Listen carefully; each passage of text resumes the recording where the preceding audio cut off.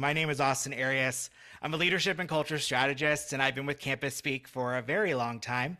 I've spent the last 14 plus years working with student organizations, fraternities, sororities, student governments, programming boards, you name it, I've worked with it. I like to consider myself at the intersection of strategy, student development, which is basically just a fancy way of saying I care about this work just as much as you do. I'll be honest with you, transition is one of my favorite topics because I think when we do it the right way, we have the opportunity to make an even deeper impact. A little bit more about why this matters to me. I was the over involved student leader who couldn't say no. Some of you may feel seen in that statement. I was always running between meetings, and I thought doing more meant being more. I mean, while it worked, it didn't at the end of the day because I started to burn out. I lost my sense of direction and had to have mentors come to me and say, let's rewrite this course. All of this has shaped how I approach this work, and including transition. Transition done well has the opportunity to pay it forward in a way that you don't even realize. So that's a little bit about me. Like Julia mentioned, we're going to be interactive. We're going to dig into this. So you see on the bottom of your screen in that toolbar, you see the chat function. You'll also see reactions. You'll see the Q&A. We're going to use all three of those throughout our time together. So if you have a question now, go ahead and drop it in the Q&A. We'll touch it at the end. But I'll be looking in the chat to hear from you all throughout the program. And with that said, we're going to go with our first conversation. So what I want you to do in the chat is share in 1 to 3 words how you would describe your officer transition for your organization right now. Your current state, not your future state.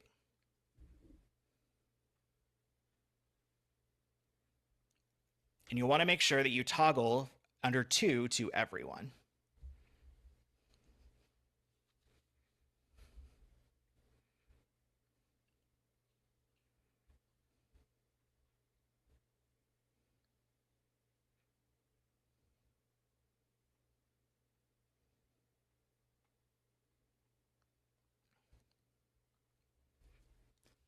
All right, Molly, first one, gold star.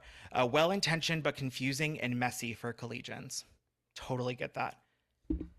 Abby, you're working to build consistency. Love it. Mike, group effort from our room. Peaceful, smooth, and informational. Hey, Mike, go Bulls.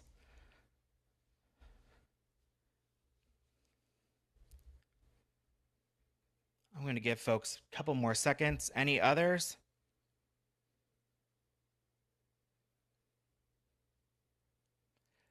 Well, Molly, Abby, and Mike bring up very interesting areas of the spectrum when it comes to officer transition. Confusing and messy is probably what I hear the most. Building consistency, that is probably the step that is going to be most impactful for you. And we love peaceful, smooth, and informational. Information is key in this process. And then Joel, mixed, some officers are better than others. Totally get that. So whether your organization transitions in the spring or the fall, now is the time to get ahead and get a clear picture for what is going wrong and why it keeps happening and what you can do about it. If you leave with at least one thing you can act on this week, not next month, not next semester, this week, then I've done my job. So we're going to name what's broken. Then we're going to diagnose and understand why it keeps happening. We're going to build something better together, starting today. And then we'll leave plenty of time at the end for the Q&A. So let's start by naming while we're here. This might seem really obvious, but I want us to be all on the same page before we start talking strategy. Here's the central truth that I want us to stick with for just a few minutes. Most student organizations don't transition well. And I'm not saying that to be harsh. I'm saying it because I've seen it across so many campuses. It doesn't matter if it's a fraternity or a student government, a programming board, a multicultural group, an academic organization, the pattern is the same. And if you're on here today, my guess is that you maybe have felt this too. Now let me show you what that actually looks like in practice. New officers start the year lost. They're trying to figure out what the role even is. They're repeating mistakes that the last group tried to fix. They're losing momentum that took the whole semester to build. Members start to disengage, and it feels like more of a reset than a step forward. Advisors, the folks who have been watching this happen for a while, are reteaching the same things every single year because the knowledge keeps walking out the door. And here's what's tough about this. It's not that the outgoing officers don't care. It's not that the incoming officers can't do it or aren't capable. Everyone is doing their best. We just never designed the process to work. There's a structural reason why that's happening, and once you see it, you won't be able to unsee it. And I call it the timing collision. So when does transition typically start? It starts in April or May, or starts in November, December. But what else is happening at that exact same time? Stress, finals, burnout, deadlines on deadlines, so many deadlines, internship applications, graduation logistics. But then what we're asking of those outcoming officers, and even the incoming folks too, is we're asking them to reflect, to plan. We're asking for generosity of their time, documentation, and to invest in someone else. But we're doing it at the burnout stage. Research tracking student burnout shows that across the academic year, it climbs. 40% of students in August say that they feel burnt out, but over 70% say that come April. This is not a character flaw. It's not laziness. It's really a design problem. The timing is working against us, but this is a design problem that can be fixed. So let's talk about what that means. We first have to reframe what transition is. Transition is not a one-time event. It's not a retreat. It's not a meeting. It's not a Google Drive. It's a culture. It's something that's embedded in your organization's operations from the minute that someone becomes an officer. The best organizations don't just do transition, they live it. If you're thinking about transition in the last 2 weeks of someone's term, then you're already behind. The organizations collecting information all year, having the conversations, those are the ones that are most successful to ensure that the next generation of leaders are in place for growth. So ultimately, how can we expect the next group to be successful if we didn't set them up to be? I'll say that again. How can we expect the next group to be successful if we didn't set them up to be? I don't say this as a guilt trip. This is a call to action. I know that we are all very busy. It's April. But this question should drive the rest of our conversation today, and something that you should keep in mind as you're building your officer transition plan. All right, so with that question in mind, let's name what is going wrong. I'm going to walk through the 7 most common mistakes that I find with organization transition. These are not theoretical. These are based on my own experiences working on college campuses and from real conversations that I've had across the country with advisors and student leaders. And I'm willing to bet that at least 3 of these are going to sound really familiar. If that's the case, use the reaction button as I go through it to show a little bit of love to what you are feeling.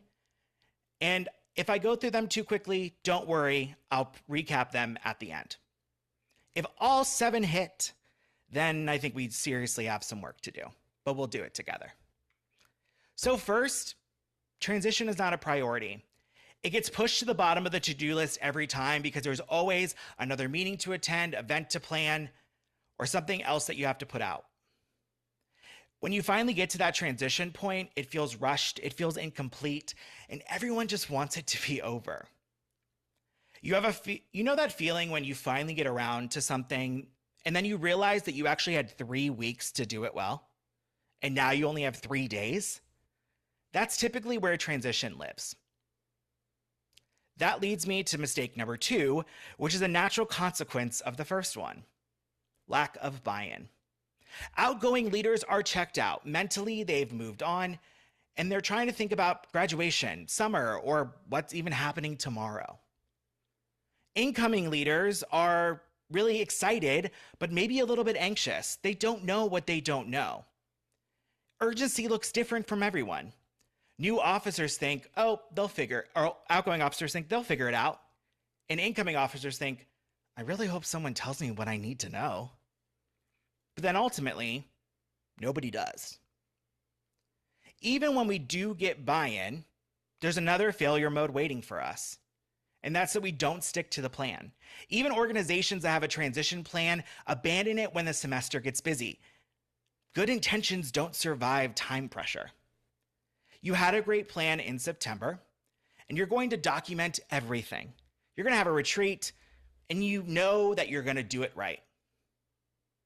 Let's fast forward to April. All of that has gone to the side because life happened. Life's real.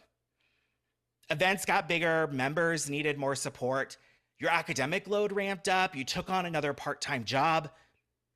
The plan you had at the beginning was completely real, but it didn't survive contact with reality.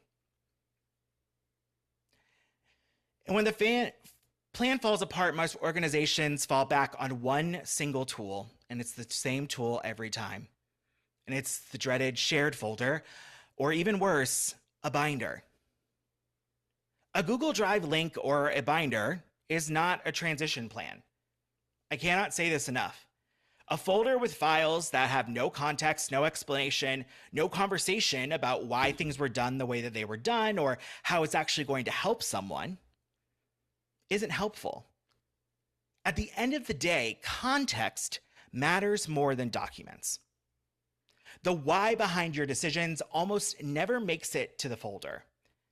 And that's the stuff that the next person actually needs. Think about it this way. If I sent a link to a folder that had 100 documents in it right now, just 100 random documents, various naming conventions, titles, years, all kinds of things, and said, good luck. It's all right there, I promise. And then you're expected to be the president of an 80-person organization, how would you feel? You'd likely feel really overwhelmed, lost, and like you're starting from zero. You're digging through things, hoping that the right information is there.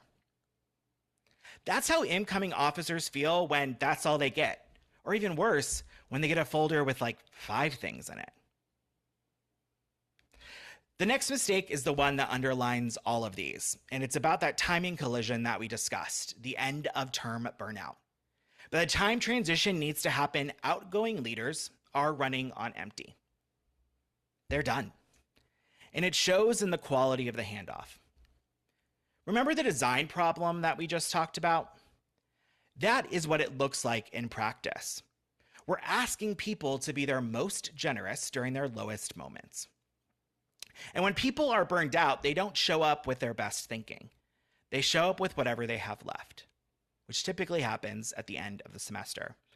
And at the end of the semester, it's usually not much. By the time transition needs to happen, leaders are running on empty.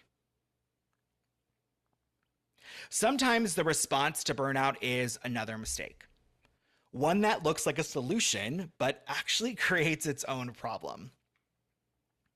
Leaders repeat roles instead of growing. When the same people keep cycling through the same positions year after year, the organization misses out on developing new leaders and moving forward. Those repeated leaders also lose out on their own really valuable leadership growth. I've seen this all the time. Someone is great in a role, they do a great job throughout the year, you get to elections, and no one raises their hand or filled out the interest form for that role. You have a meeting and everyone says, hey, is anybody interested in this VP role? No one answers.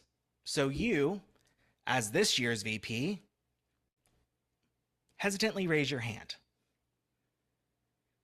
You've done it well. You figure, why not? I'll take one for the team. But doing that actually hurts you and the organization. We don't take the time to invest in those emerging leaders, those committee members, those folks that are there who are interested and excited, your first years and your second years. Those are the folks that you as an officer should be investing in. Then they're going to see that they have the potential to be a leader. They're going to see that they have the potential to do a role. Or sometimes you bump up into another role, maybe that next level up, But then you didn't transition that other person because in your head, well, I'm already going to be there. So if they have questions, they can just ask me.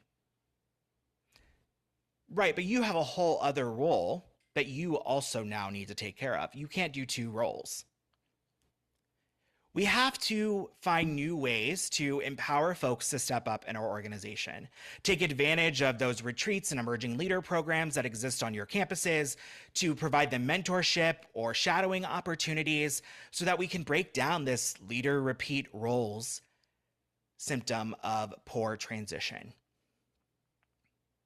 And even when you do try to hold some sort of transition, there is still one last thing that goes wrong. We treat transition retreats like a chore and a check mark. When organizations do hold transition events, it often lacks energy, structure, organization, and even the post-retreat follow-through. People show up because they have to, not because they see the value. There's no agenda, no goals, no one-on-one time, and nothing happens when the retreat is over.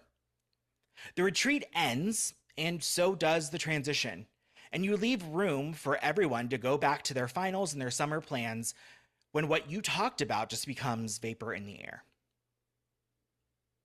We say we do transition retreats because they're helpful, but very often we don't put in the work needed in order to actually make them helpful. We do them because we think we need to, or we've tried to do them in the past and we weren't successful, so we don't try again. We need to get beyond the chore and the check mark. All right, so I know I walked through those pretty fast, but those are the 7 most common mistakes that affect organizations during leadership transition. What I want you to do in the chat is to drop the number or numbers that resonate with you the most, and maybe a reason why they do. I'd be really interested to hear which ones feel really close to home.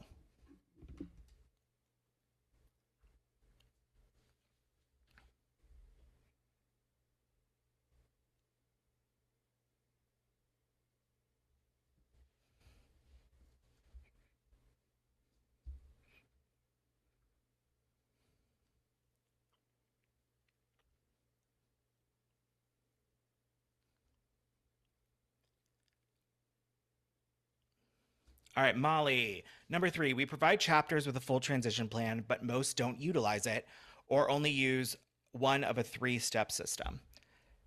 This makes a lot of sense, right? You put all of this effort in. Maybe your national organization has this process, right? You know that process is tested and it will work, but people sometimes just take the fastest, most efficient route through transition.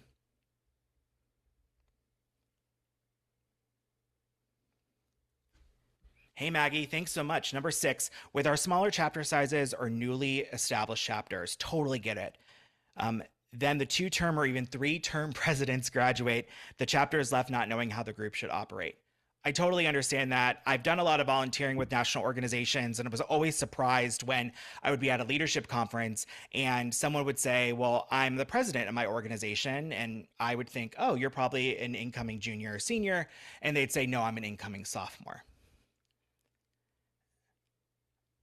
Molly, the shared folder is sometimes the whole transition. It kills you every time. It really is. You're like, how do I make sense of all this? What am I organizing? Does any of this make sense? Is it even related to my organization, or is it even related to my particular role? 1 and 4, resources without context. Context is king. And then obvious bad timing. These all make a lot of sense and really resonate with a lot of what I've seen. So before we talk why these keep happening and dive into the strategies, I want to talk about the patterns that are repeating. Because if we don't understand the root cause, then better tools aren't going to fix a broken mindset. So why do these patterns keep happening? It's not because people are lazy. It's not because they don't care. It's because most of us think as transition as the last thing we do in a role. The final box to check, we walk away, the goodbye, the cleanup, the wrap up. And when you think of transition that way, it makes a lot of sense as to why it gets pushed to the end. It makes it seem like burnout's killing it. It makes sense that the drive folder is what you hand someone. Because if transition is just the end, then it doesn't deserve much more than that. But what if we're thinking about this all completely wrong? What if transition is actually one of the most important acts of leadership in your entire term? What if transition is actually one of the most important acts of leadership in your entire term? Think about that. Not the last thing, one of the most important things. Most of us were never taught to think about transition as an act of leadership. We think of it as an administrative task.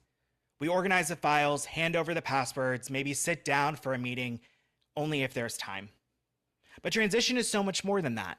It's how you leave a legacy. It's how you keep things going. It's how you honor all of your hard work.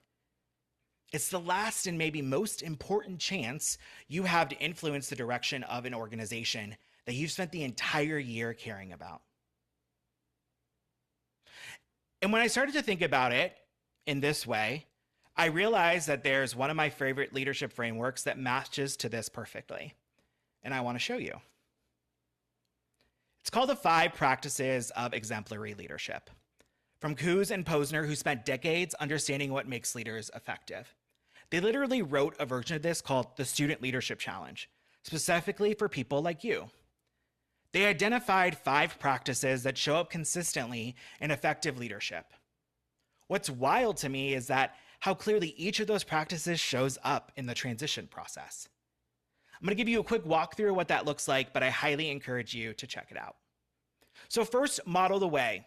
When you transition well, you're modeling what good leadership looks like for every future officer who comes after you. You're setting the new standard. The next person doesn't just learn your role from you, they learn how to lead from how you handed it to them. Inspire a shared vision. This is about transferring the why, not just the what. Not just the here are the files, but here's why this role matters. Here's why I cared about it. Here's what I hope you carry forward. This is the stuff that actually lasts. Challenge the process. You all are already doing it by being a part of our conversation here today. This is about refusing to accept confusion and chaos and start every new term with it. You can change that. You can break the cycle. You can be the person who ends the every year we start over pattern that exists in your organization. Enable others to act.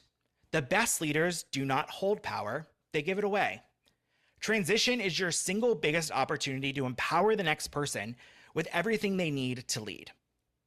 Knowledge, context, relationships, authority, give it all. And lastly, encourage the heart, which is my favorite. Celebrate the transition.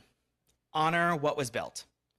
We're going to come back to this one later because I think it's the one step we skip the most. And it matters more than we realize. So here's what I want you to take from this. Transition is not the end of your leadership. It might be the fullest expression of it. Everything we are going to talk about in the strategy section connects back to these 5 practices. You don't need to memorize them. Just notice how they show up as they go. All right, here is the moment that you have likely been waiting for, and believe it or not, we're already halfway through our time together. We're going to talk a little bit about the strategies for success. So this is the moment to pull out that Google Doc or to open your notebook, because we're going to talk about a lot of things here. You're likely going to have lots of questions about them, so go ahead and start using the Q&A function in the Zoom feature, and we're going to dive right in. I am a big believer that in any program that I do, you need to walk away with strategies that you can actually execute and some that you could probably execute tomorrow. You're going to see some that are likely going to take more time. You're going to see some others that you're going to be able to do right when we get off of our webinar today. But most importantly, I hope that you just walk away with something tactical that makes it feel like changing your transition process is possible. So I'm a big believer that in order to make change in your organization or to make change in any group, you need to start with what you know and what you don't know.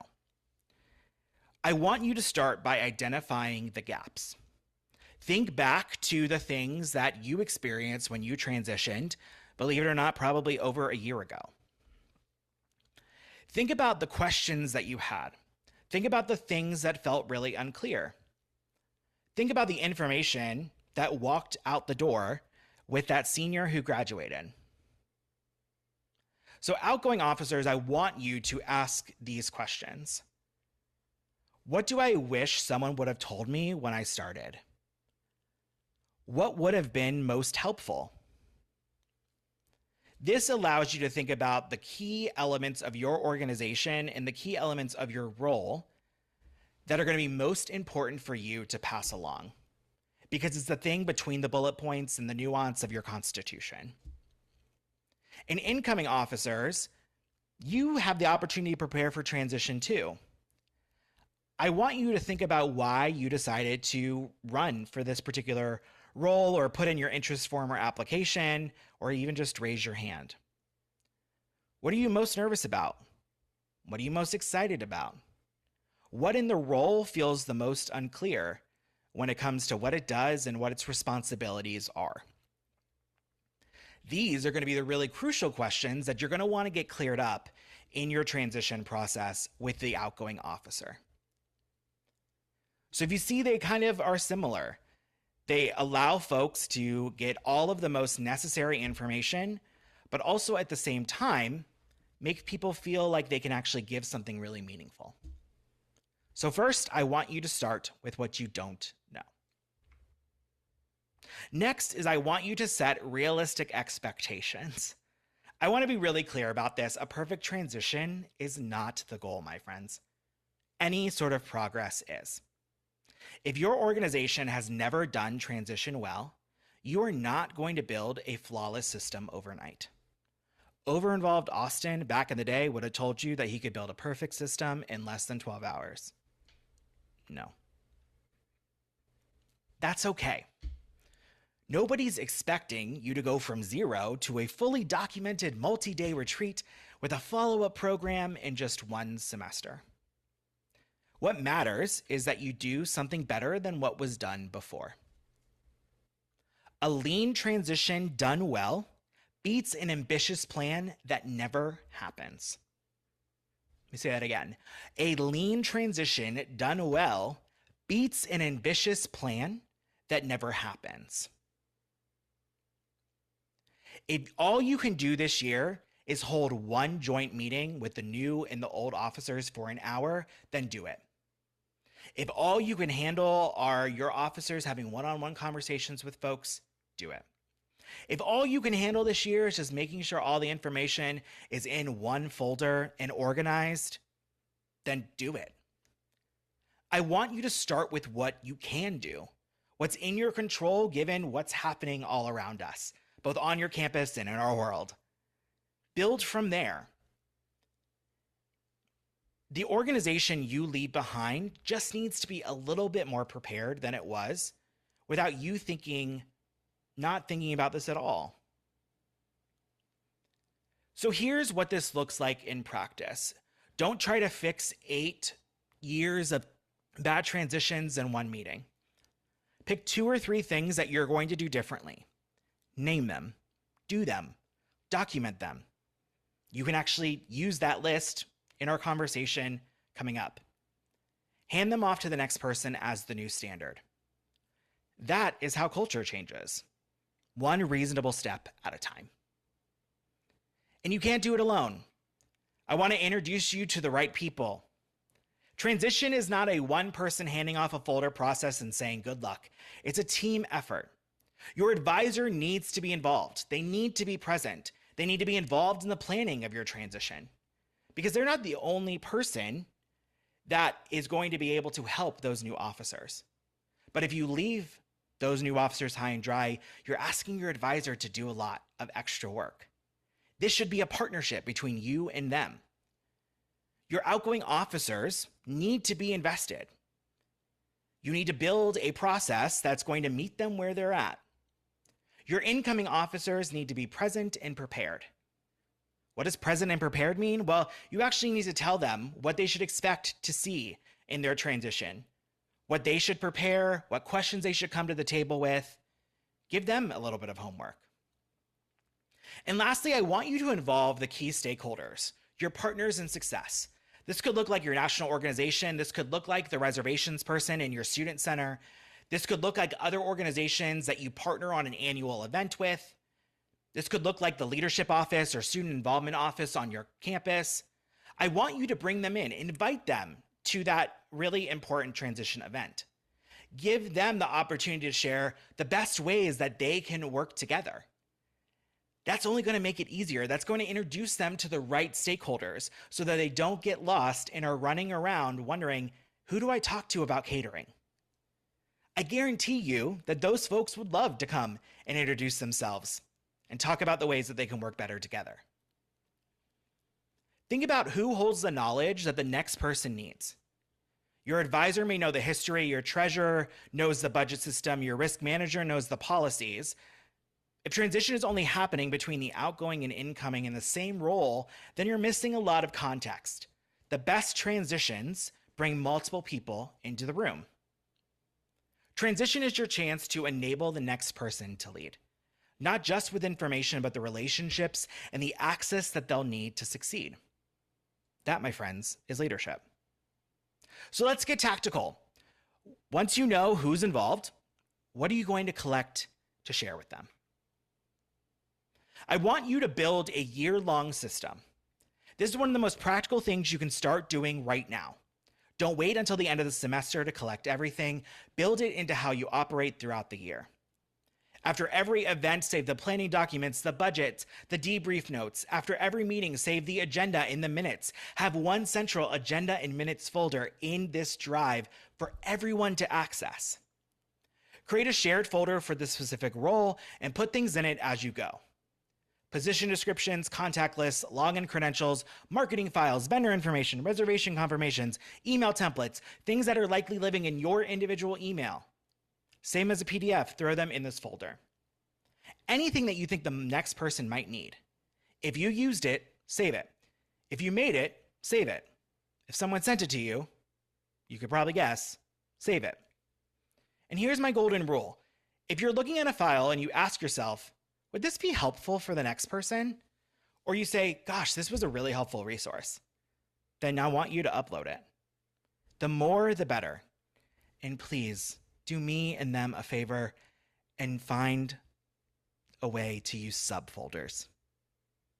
It'll help you, I promise. Once you know what to collect, you need a system for organizing it. Where does everything live?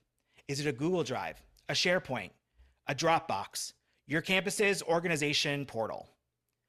Whatever your organization uses, create a structure. One folder per role, name things clearly so the next person doesn't have to guess what a file is. Date the documents, label the folders. Here's the test that I want you to use. If the next person opens your folder and they have no idea what anything is or where it is, your system isn't a system. It's a pile. A well-organized folder should be self-navigating. Someone should be able to walk in cold and find what they need in under 5 minutes. The other thing that I think is really important that gets lost very often is that we have things live under individual login credentials versus one central spot. If only one person has the password, then it's a single point of failure. If one person graduates, gets sick, drops out, or just forgets to hand over something, then you've locked out of your own history. If you step up to help someone who needs to take a step away from the organization, you need to know that you can go into their folder and find the information that you need. Your advisor and all of the officers should have access to whatever system that you create. Here's one part of the system, though, that many don't consider, and it'll make it a lot easier down the line, is I want you to implement a check-in. Instead of trying to remember what you did in October and January, I want you to regularly check in based on the quarter or semester cycle for your individual college or university. This is going to be the agenda that you're going to use for your last meeting before break, before everybody turns things off, doesn't look at the WhatsApp or GroupMe, and enjoys time with loved ones and family and binge watching their favorite TV show. So I want you to do a pulse check. I want you to ask, how are we progressing towards the goals that we set forth at the top of the year? You may find that you haven't even touched one of those goals. That way, you know that that's the priority for the next semester. I want you to think about how you're progressing towards your personal goals or the goals that you set forth for you as an officer. I want you to ask, how are we functioning as a team? What could we do better? I want you to think about the resources on your campus that could help you do that. Again, shout out to our leadership and student involvement offices. They'd be happy to help you. And what are we most proud of this quarter or semester? We have to end with some celebration. And then I want you to make the plan ahead. What are the 2 to 3 top priorities for us to tackle once we get back from break? What are you most worried about? What needs to happen before everybody leaves? Every officer should walk away with at least 2 to 3 tasks for them to take care of before break. When you're doing this pulse check and this individual reflection, you should put that in the folder. That's going to help you down the line when you're having that one-on-one meeting with that incoming officer. It's going to give you something to work from. This is the step that is so easy to do because you're already having an organization meeting. It may be easiest to put it inside a Google form or a Microsoft form. Ask folks to fill out the questions, and then you come together to go through it with each other. So implement a check-in and do it often. You'll thank yourself come March. One of the most important things to do as a leader is to integrate feedback. Before the handoff process happens, outgoing leaders need time to reflect. Not just what did you do, but what went well, what did not go well, what did you learn? This is different than that mid-semester check-in. This is at the end when they've had the opportunity to really think through and reflect their entire term together. These are the 5 questions that I would use. These 5 questions answered honestly will give you something to document that'll be valuable and more valuable than any spreadsheet. This is where the real knowledge lives, not in the files, but in the experience. This is the context we're talking about. It's what you learned. Leadership is a learning experiment at the end of the day. And here's the part that probably gets missed the most, is transferring the why. Why does this role matter? Why did I decide to do it? Why should someone else decide to do it? What is the moment that you're going to remember the most? The next person also needs your perspective. They need to know what the role is meant to you, what you did, so that they can then figure out what it's going to mean to them. Our friends Kuz and Posner call this inspire a shared vision. Transfer the vision, not just the tasks. You're not just handing over a role, you're handing off a reason. So now that all of this assumes that you have enough time to do it, right? And you're probably thinking, Austin, hold on now. Again, it is April 16th. Let's talk about your timeline. I want you to rethink your timeline. If you transition in March, then I want you to start thinking about it in January, not right after the vote. I want you to start thinking about ways that you could bring in folks earlier. If you do your organization's major elections maybe 1 month before your big end of the year event, you can then have those incoming officers come and shadow that big tradition that you host. That's going to give them some really exciting experiential learning to actually understand what it takes to put on an event or what it takes to put on a meeting. So consider opportunities for those incoming and outgoing officers to get to know each other, share tips, tricks, advice along the way. Sometimes those casual conversations up the hill to your event between those 2 people are the most impactful. The other thing is I want you to set the expectation now. Every organization should have some sort of interest form or application or something that's filled out in order to be considered for an officer role.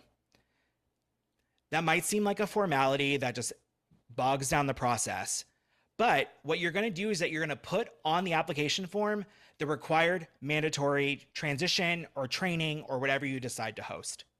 you make it part of the organization's process and operations. Your advisor can help you with this, but if you set the expectation right away and they know they have to make plans around it, then you're going to ensure that you're more successful. All right, if you want to do a transition program, I'm going to give you 3 different ways that you can rethink it. What it matters is that you have something intentional. These are 3 different models that I've brought to you, and you really just need to decide which model makes most sense for you now, and then which model you want to plan to implement next year that you can use all year long. So the first is the full model. That's the gold standard. For many of you, that's likely maybe what you aim for next year. First is pre-transition prep and homework. Your outgoing and incoming officers need to have homework that they bring to the table. Your outgoing officers are filling out reflection documents. They're filling out any of those last-minute forms. They are putting together that Google Drive. Your incoming officers are jotting down ideas, notes, things that they want to make sure are covered. Then you do a full retreat with the group, including one-on-one time. This should be a mixture of shared group time, one-on-one time, inviting those other folks from those other places on campus, half day, full day. Just give yourself enough time. And then make sure that there's a follow-up plan. We'll talk about that in a second. Next is the hybrid model. That's, again, homework, one-on-one time with outgoing officers, not necessarily a big transition retreat. And then you do a new officer retreat so that you can set up the next board for some team building and some success. And then the lean model, this is where you start if needed. Have the outgoing officers do what they need to do to prepare the next group, then go forward with that new officer retreat and make sure you have that follow-up plan. So what does that plan look like? Follow up, missing items, trainings that you need to provide. Maybe your organization leaders need to attend a certain number of trainings or risk management trainings for your college or university. Make introductions, introduce new officers to those key campus and community partners. If you have an organization that does a lot of service in the area, go volunteer for a day together, introduce those folks to those key contacts. Transfer access, please, permissions, social accounts, email, campus contacts, your student org portal, do your annual renewal, transfer your bank accounts. Make sure that all of that is transferred over. Know that you still need to keep investing in those folks, even if it's a couple weeks after that transition retreat. But most importantly, before you leave, that incoming group needs to know what the summer plan is. So as an outgoing officer, think about the things that you did over the summer that they should be thinking about. Maybe your organization participates in org fairs during orientation. Who's going to fill that out? It should be the new president, not the old one. The first month in a new role is when people need the most support. If you did your transition earlier, you can still catch those outgoing officers before they head out for the summer. Lastly, celebrate what you built. This one is probably the most important to me, and if you know me, makes a lot of sense. Before you hand things off, I want you to celebrate. You worked hard. You accomplished a lot. Your organization provided meaningful belonging to your campus community. I want you to find every opportunity before your position wraps to celebrate. Celebrate yourself. Celebrate each other. Celebrate the achievements of the year. Not because it's a nice thing to do, even though it is, but because you leave your role more focused on the positive and the memories that you made. That closure matters more than we give it credit for. It's hard to let go of a leadership role. It's hard to let go of part of your identity. We've been the president or VP or chair for so long. That's a real thing to grieve. A lot of times that's why people resist transition, because they don't want to let go, not just because they're not too busy. Celebrate what you've built, honor it, make space for a new beginning. Kuz and Posner call this encourage the heart. I want you to recognize the contributions, celebrate the values and the victories. And this is the thing that we skip the most, that I hope you do more. All right, we're coming to the end. This is a friendly reminder that the Q&A function is in the bottom. Start adding your questions there. But let's get to work. I'm a big believer in making sure that you have a few things to walk away with, even though you'll have this recording. So let's talk about the things that you can do right now for immediate action. So I want you to start with yourself. Again, we're acknowledging how we were transitioned, what worked and what didn't, and what should be different. Then I want you as an organization, as a full officer body, to build the foundation. Answer these questions in your next officer meeting. What makes most sense for us right now? What are three things that we need to make sure every officer is trained on or needs to know to be most successful? What needs to happen throughout the year, not just at the end to make sure transition goes smoothly? And who needs to be involved in the transition and who can help? Once you're able to answer these questions, you can then decide how you bring all of the other pieces together. Which of those models you do for your transition event, what calendar of events come up, how you outline the deadlines or the application process. This allows you to build a really meaningful foundation, and it's really easy for you to do right now. And I want you to notice something. Out of all of the strategies that we just talked about, we actually practiced all 5 of Kuz and Posner's practices of exemplary leadership. We modeled the way by reflecting on our own transition experience. We inspired a shared vision, thinking about what the next person needs to know. We enabled others to act by identifying who needs to be involved.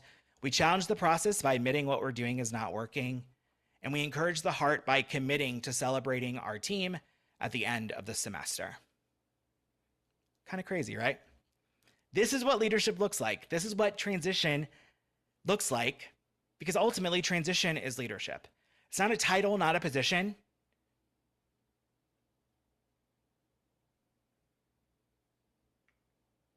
So in the chat, as we get ready for our Q&A, I want you to tell me what resonated with you most.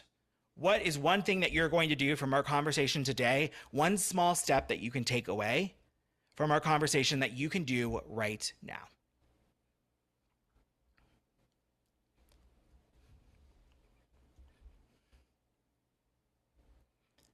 And again, while you're doing that, make sure that you put questions in the Q&A.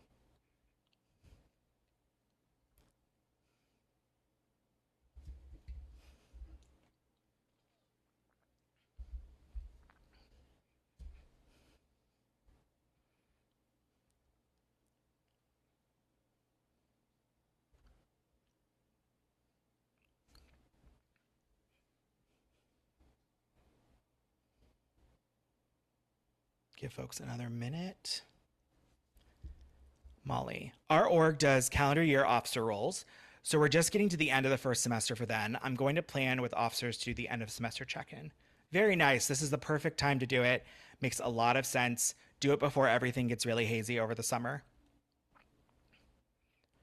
It's also probably one of the easiest things that you can do.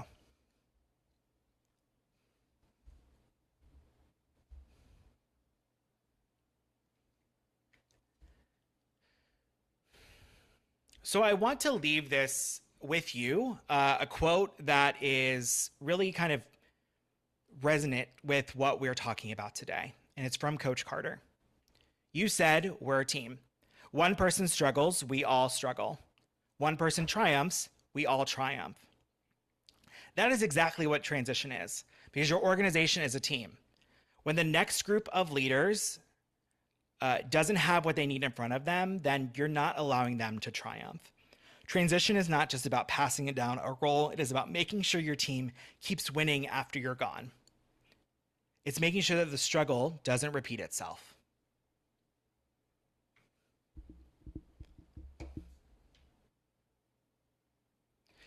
So before we get into the Q&A, I want to thank you all for being here and for caring about your organizations to show up to be together for the last hour. Before I let you go, I want to leave you with this. The work starts now. Your next leaders are counting on you. They're not counting on you to be perfect, but to be intentional. Do the handoff right. It may feel like one more thing on your to-do list, but I promise you it will be worth it, and it will not take as much time as you think. You may be thinking, well, I didn't get properly transitioned myself, and that's highly possible. But I'm encouraging you to break the cycle. You have what you need, and you owe it to your organization, your community, and most importantly, yourself. With that said, I want to remind you that you've got this, and let's talk a little in the Q&A. Awesome. Thanks, Austin. So I do have 2 questions in the Q&A. The first is from Devin, asking from a national headquarters perspective. We know local chapter volunteers can be a constant presence for local chapters, and their long term knowledge can be invaluable for incoming officers. How can we empower and support advisors to help facilitate effective transitions? Hey, Devin, thanks so much for that question. I think it's about the way that you prepare them to understand their role within transition. So, if your organization is already providing those leaders with like a templated transition retreat plan or a templated exit plan, you need to then have that same thing for the advisors to understand their role. So if one officer needs to do X, the advisor then needs to understand how they can help them do that. So I think it's sometimes about using the same framework but spinning on it as to what their responsibility is and what they can do to be most helpful in those moments. And I think it's about helping them understand that like them being a part of the transition is just as crucial as the other folks being a part of it. And they should be empowering the outgoing officers to run that experience versus you running it for them. I think it's whatever works within the best process for your national headquarters, but I think it's about how you empower those advisors to see their role in it because you want them to be just as invested because they're modeling that behavior. If your advisors aren't invested, then your students aren't going to be invested either. We all know that.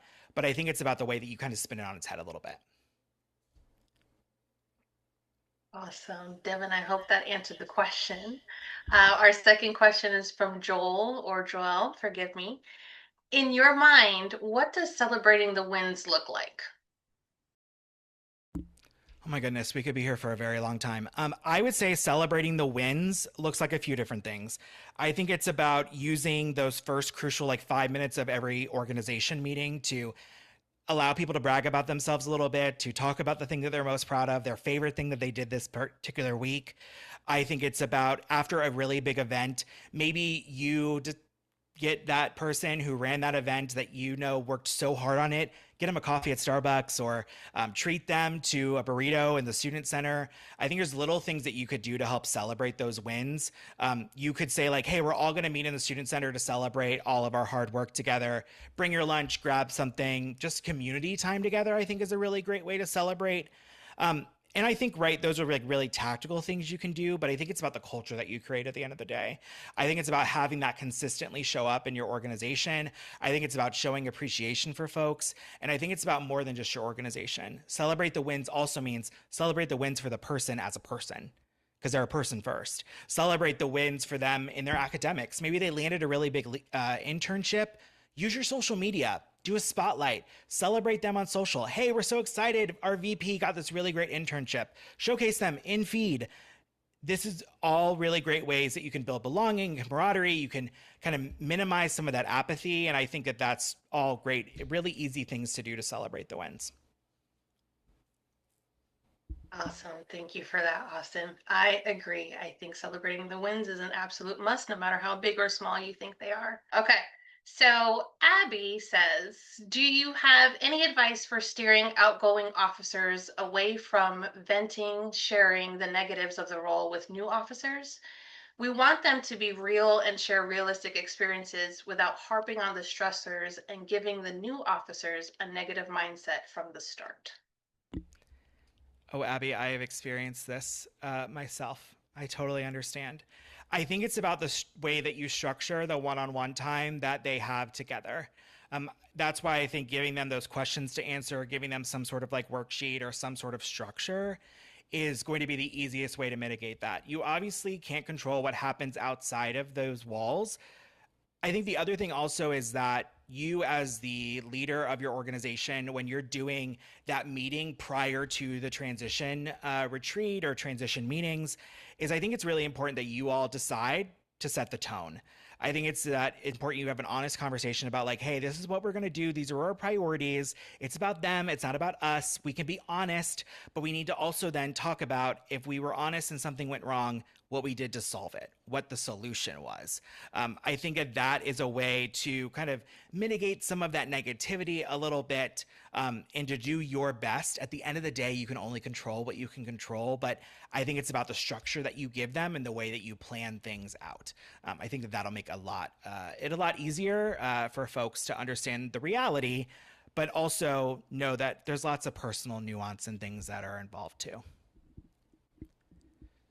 Thanks for all those questions, everyone. Really appreciate it. Again, I just want to say thank you. I would love to partner with you. I'd love to come to your campus, and really excited for what you all will do ahead. Yep. Thank you, Austin, and thank you, Abby, for getting that question in there. That was an important one.